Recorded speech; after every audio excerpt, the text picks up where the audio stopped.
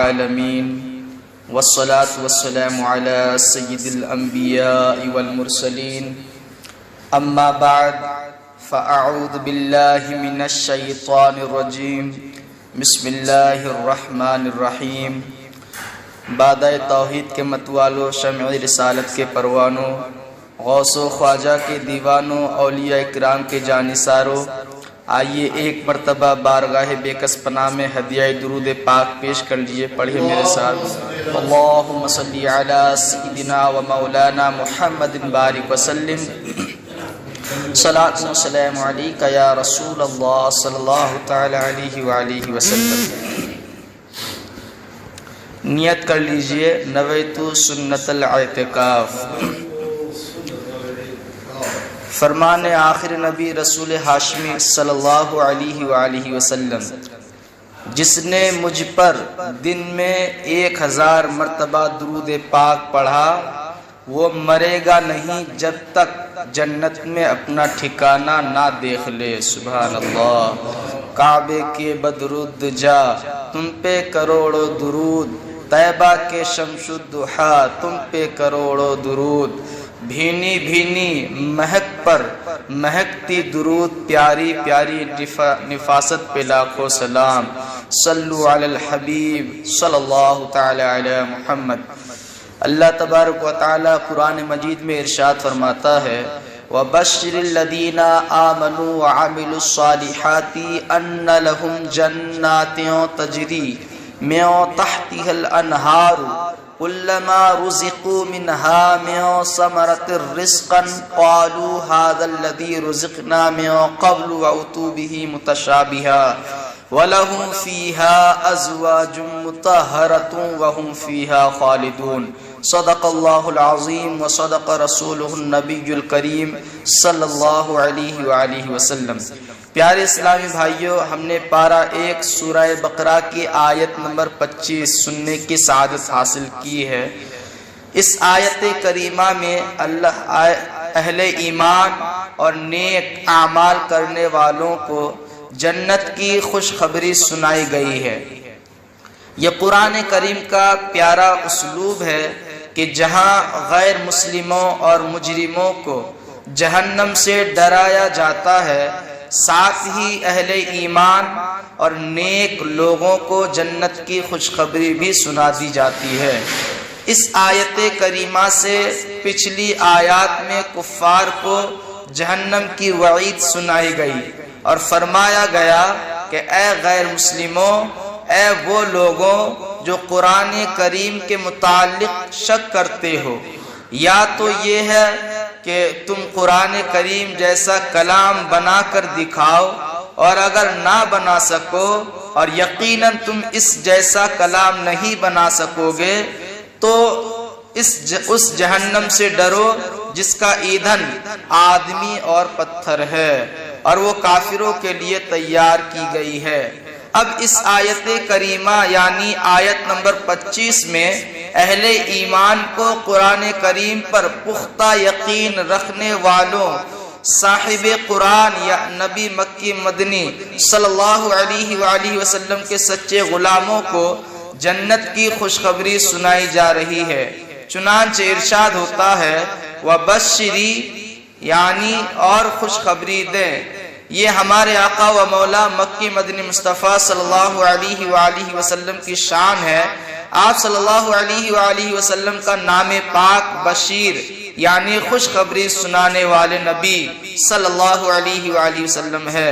یہاں جو پر لطف بات ہے وہ یہ کہ جنت اللہ پاک کی ہے، بندے بھی اسی کے ہیں، عبادت بھی اسی کی کرتے ہیں، کلام بھی اسی کا ہے، مگر رب قدیر نے اپنے بندوں کو اپنی جنت کی خوشخبری خود نہیں سنائی بلکہ اپنے محبوب صلی اللہ علیہ وآلہ وسلم کو فرمایا، اے پیارے محبوب وبشری، گویا فرمایا جا رہا ہے اے محبوب صلی اللہ علیہ وآلہ وسلم، یہ بندے میرے ہیں، کلمہ میرا پڑھتے ہیں، عبادت میری کرتے ہیں، جنت بھی میں نے ہی بنائی ہے، مگر خوشخبری انہیں آپ سنا دیجئے۔ اس لیے تو ہم کہتے ہیں جو خدا دیتا ہے ملتا ہے اسی سرکار سے، کچھ کسی کو حق سے اس در کے سوا ملتا نہیں، کوئی مانگے یا نہ مانگے ملنے کا در ہے یہی، بے عطائے مصطفی مدعا ملتا نہیں، خود خدا بے واسطہ دے یہ ہمارا منہ کہاں، واسطہ سرکار کا ہے بے واسطہ ملتا نہیں، واسطہ سرکار کا ہے بے واسطہ ملتا نہیں۔ خیر یہ ہمارے محبوب صلی اللہ علیہ وآلہ وسلم کی شانیں ہیں جو قرآن کریم کی ہر آیت سے ظاہر ہوتی ہے۔ اللہ پاک نے فرمایا اے محبوب صلی اللہ علیہ وآلہ وسلم خوشخبری سنا دیجئے۔ یہ خوشخبری کس کو سنانی ہے؟ فرمایا الذین آمنوا وعملوا الصالحات، یعنی ان لوگوں کو جو ایمان لائے اور انہوں نے اچھے عمل کیے، جن کو خوشخبری سنانی ہے ان کے دو وصف یہاں بیان ہوئے ہیں، اور یہ اسی جگہ نہیں بلکہ قرآن کریم میں عموماً جہاں بھی خوشخبری سنائی جاتی ہے تو یہی دو وصف ذکر ہوتے ہیں، پہلا بندہ مومن اور دوسرا نیک عمل کرنے والا۔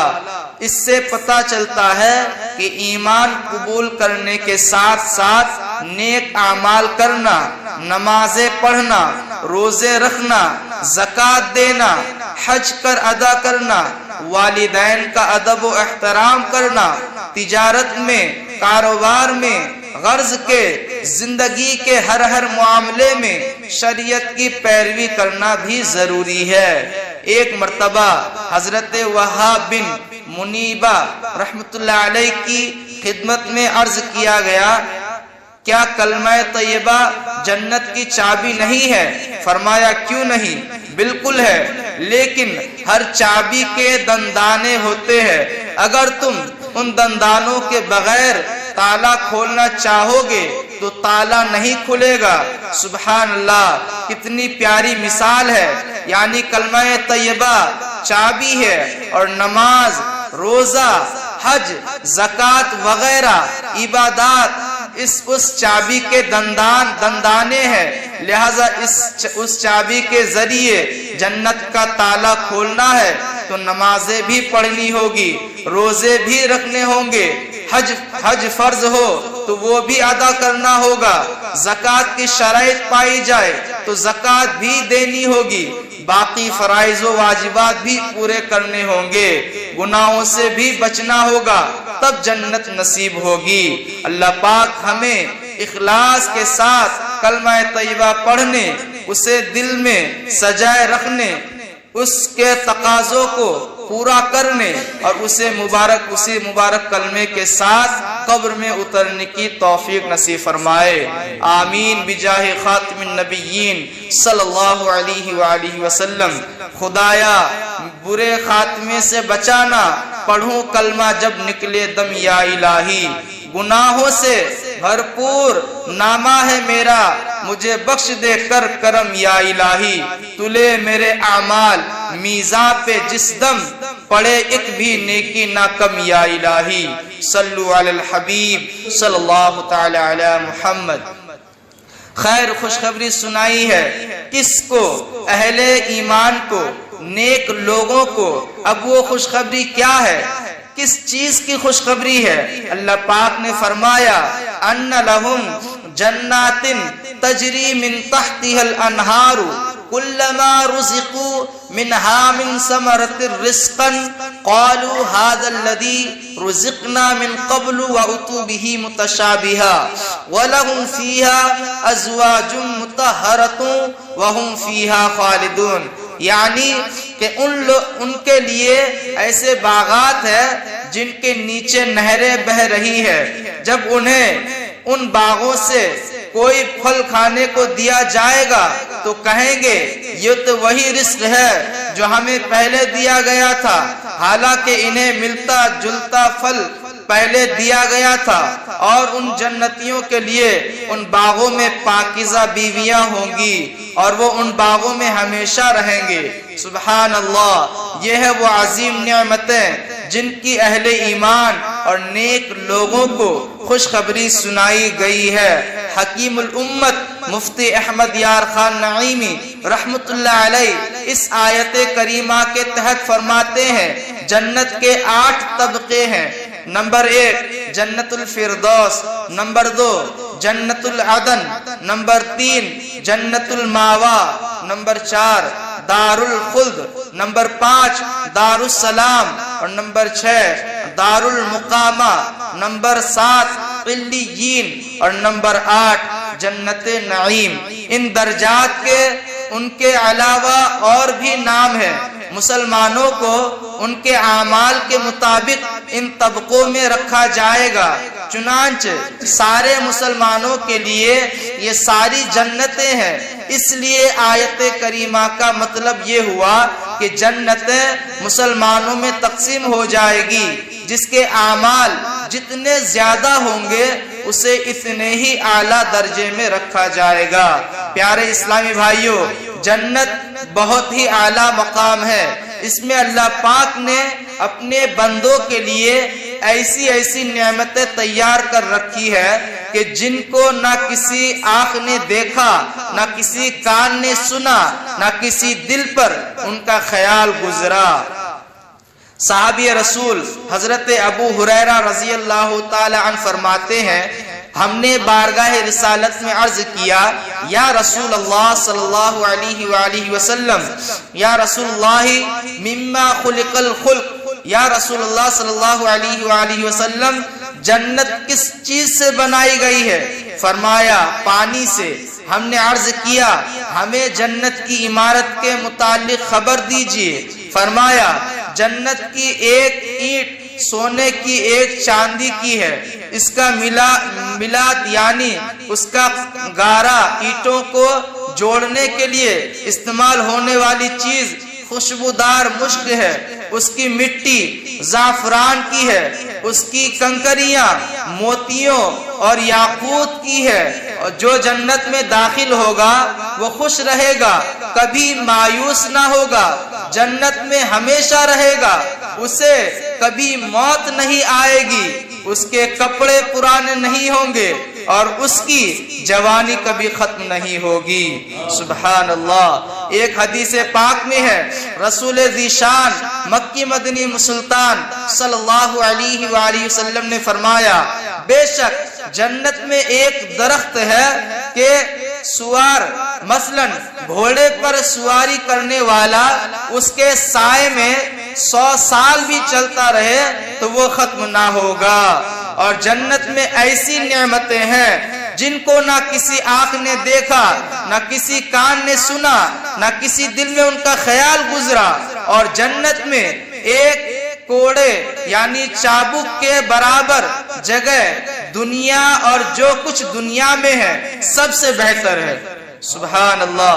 حضرت مجاہد رحمت اللہ علیہ فرماتے ہیں جنتی درختوں کے تنے سونے کے ہیں، ان کے ٹہنیاں زبرجد اور یاقوت کی ہے، ان کے پتے اور پھل نیچے لٹکے ہوئے ہیں، کھانے والا اگر کھڑے ہو کر پھل لینا چاہے گا تو اسے مشقت نہ ہوگی، اگر بیٹھ کر لینا چاہے گا تو بھی تکلیف نہ ہوگی، اور اگر لیٹے لیٹے لینا چاہے گا تو بھی اسے تکلیف نہیں ہوگی۔ سبحان اللہ، کیا شان ہے جنت کی۔ رب کریم نے جنت میں صرف راحت ہی راحت، آرام ہی آرام رکھا ہے، یہاں تک کہ جنتی درختوں سے پھل توڑ کر کھانے کا ارادہ ہوگا تو پھل لینے میں بھی کوئی تکلیف نہ ہوگی۔ آدمی بیٹھا ہوا ہے، اٹھنے کا دل بھی نہیں کر رہا اور پھل بھی کھانے ہیں تو اسے بیٹھے بیٹھے ہی پھل مل جائیں گے۔ وہ لیٹے لیٹے پھل لینا چاہے گا تو اسے لیٹے لیٹے ہی پھل مل جائیں گے۔ یعنی جنتی کو ذرہ برابر بھی تکلیف ہو جنت میں اس کا کوئی تصور ہی نہیں ہوگا۔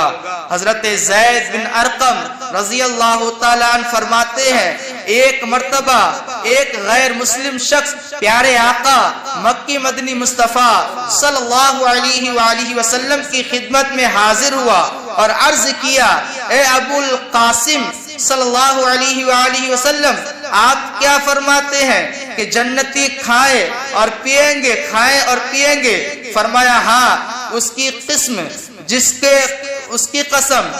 کے قبضے میں میری جان ہے، بے شک اہل جنت کو کھانے پینے میں 100 مردوں کے برابر طاقت دی جائے گی۔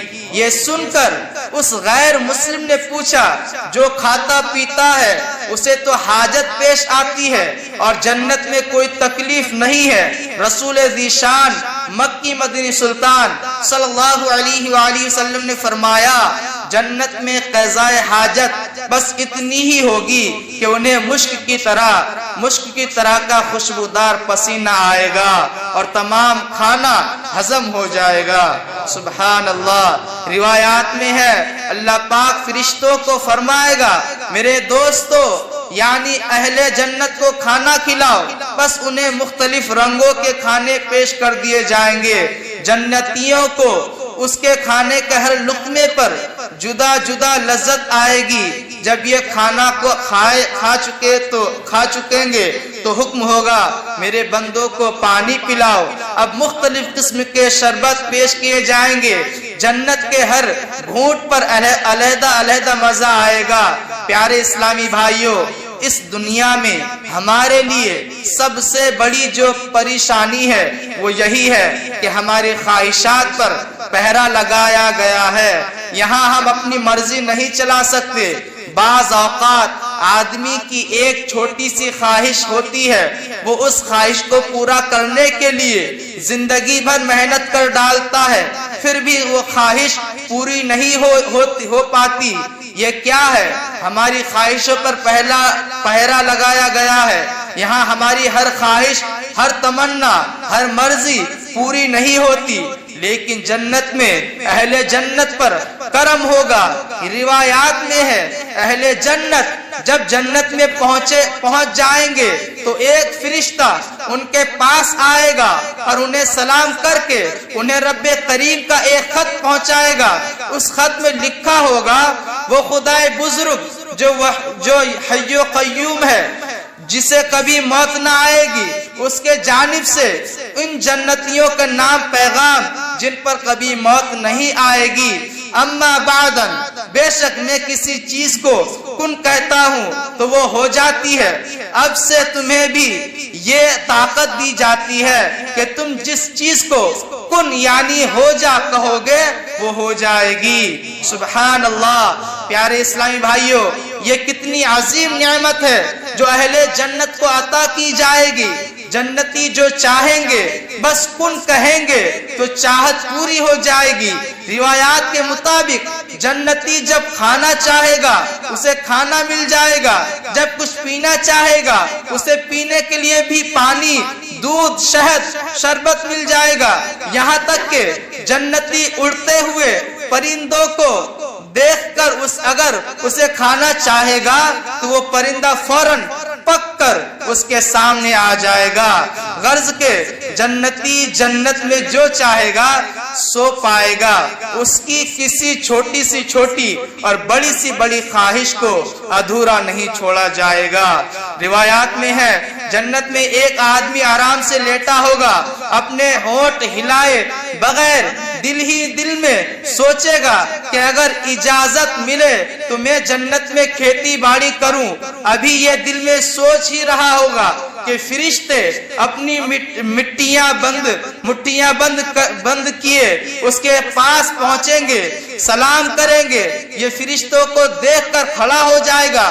فرشتے کہیں گے تم نے دل میں تمنا کی، لہذا ہم بیج لے کر آئے ہیں۔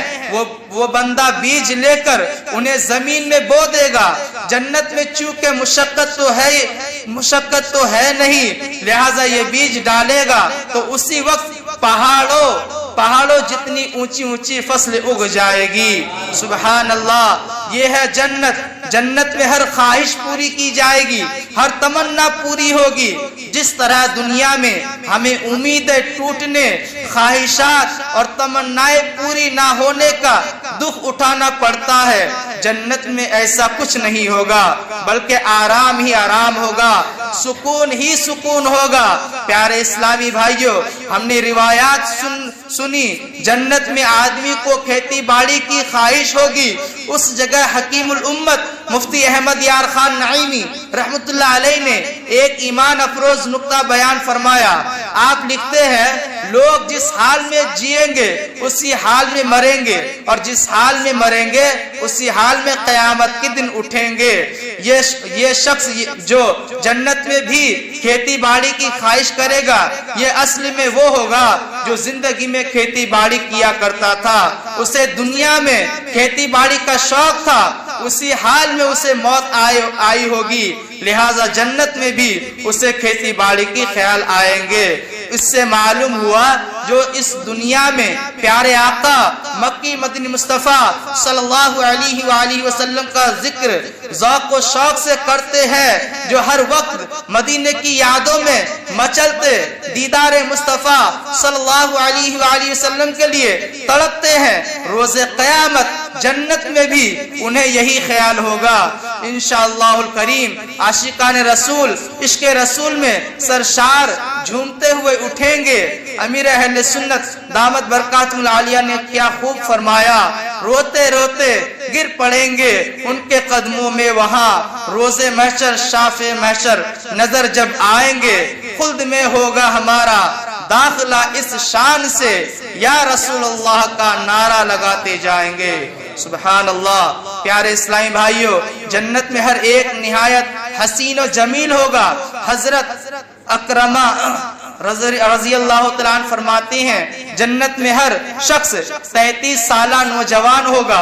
उनके कद हजरत आदम अलैहिस्सलाम के कद के बराबर और 60 गज यानी 90 फीट होंगे। सभी खूबरू यानी खूबसूरत जवान होंगे। उन्हें 70 हुले यानी जन्नती जोड़े पहनाए जाएंगे। हर हुला 70 रंग बदलेगा। उनका हुस्न जमाल ऐसा होगा कि जन्नती अपने ज़ौजा के चेहरे में और उसके ज़ौजा उसके चेहरे में अपना चेहरा देख लिया करेगी, गोया उनके चेहरे आईने की तरफ साफ शफाफ होंगे। सुभान अल्लाह। प्यारे इस्लामी भाइयों, आपने सुना ये सब जन्नत में अल्लाह तबारक व तआला ने मोमिन मुसलमानों के लिए बनाए हैं। तो आप सोचिए, दुनिया में हम लोग आए हैं, अल्लाह पाक ने कहा तुम मेरी इबादत करो, तुम्हें वो हर चीज मिलेंगे। अगर दुनिया में कामयाब होना चाहते हो और आखिरत में कामयाब होना चाहते हो, तेरे मेरे मोहम्मद सल्लल्लाहु अलैहि वसल्लम के नक्शे कदम को थाम लो। जब उसके नक्शे कदम पे चलोगे तो दुनिया में भी कामयाब रहोगे और आखिरत में भी कामयाब रहोगे। लेकिन अगर हुजूर पाक के नक्शे कदम को छोड़ दोगे तो दुनिया में अगर तुम कामयाब होना चाहोगे, जितना तुम मेहनत करोगे उतना मिलेगा, लेकिन आखिरत बर्बाद हो जाएंगे। और आखिरत में जो सजाएं हैं उसका तो अगर आप सुनेंगे तो आपके होश बिगड़ जाएगी, क्योंकि आपने ये तो जन्नत का सुना कि जन्नत में जो आप ख्वाहिश करेंगे वो मिलेगा, लेकिन जहन्नम का इतना खतरनाक अजाब है, आपको हमने कई बार बता भी चुके हैं कि जन्नत में सबसे छोटी अजाब ये है कि जहन्नमियों को दोज़ख में वो आग के जूते पहनाए जाएंगे जहन्नमियों को। लेकिन उसके ये छोटे अजाब है। हमारे नबी ने हजरत जिब्राइल से पूछा कि जहन्नम की सबसे छोटी अजाब कौन सी है, तो हजरत जिब्राइल अमीन ने बताया कि सबसे छोटी अजाब ये है कि जहन्नमियों को आग के जूते पहनाए जाएंगे। लेकिन उसकी हिद्दत और गर्मी और शिद्दत इतनी होंगे कि उस अंदर ही अंदर उसके जो है सर पे गर्मी चढ़ जाएगा और भेजा जो है इतने गर्म हो जाएंगे कि नाक और कान से पिघलते हुए गिरेंगे। सोचिए, ये इस यानी खाली गर्मी की हिद्दत और शिद्दत है। लेकिन सबसे बड़ा अजाब क्या है जो जहन्नमियों के लिए है? अल्लाह पाक ने कुरान करीम में इरशाद फरमाया कि जहन्नमियों को ये जो सूरत है ये मोहम्मदी सूरत है। जब जहन्नमियों के जहन्नम में डाले जाएंगे तो ये सूरत उनसे छीन ली जाएगी और उनको जो सूरत दी जाएगी उसका आपको बताएं कि उनकी जो शक्ल होंगे 70 गज यानी बराबर उनके खाली शक्ल होंगे। सोचिए, और 70 गज जमीन जो होते हैं 70 गज बराबर उनके धड़ होंगे जो जिस्म है, और उसको जहन्नम में फेंक दिए जाएंगे। سوچئے وہ پھر جل کے راکھ ہو جائیں گے، پورا جسم پھر سے نیا دے دے گا اللہ تبارک و تعالی، تاکہ وہ اس کا سزا بھگتے، کیونکہ اس نے آخر دنیا میں میری بات کو نہیں مانے، آج وہ سزا کاٹے۔ یہ سب سے بڑا عذاب ہے۔ سوچئے 70 گز کے برابر اور جسم ہو تو کتنا عذاب سہنا پڑے گا، یہ جہنمیوں کے لیے ہے۔ اللہ تبارک و تعالیٰ سے دعا ہے کہ ہم سب کو اس بیان پر عمل کرنے کی توفیق دے، اور ہم سب کو جنتی ہونے والا بنائے، اور ہم سب کو نبی کریم صلی اللہ تعالی علیہ وسلم کے نقش قدم پر چلنے کی توفیق دے، 5 وقت کی نماز پڑھنے والا بنائے، ہم سب کو حضور غوث اعظم کے بھی نقش قدم پر چلنے کی توفیق دے۔ وآخر دعوانا الحمدللہ رب العالمین۔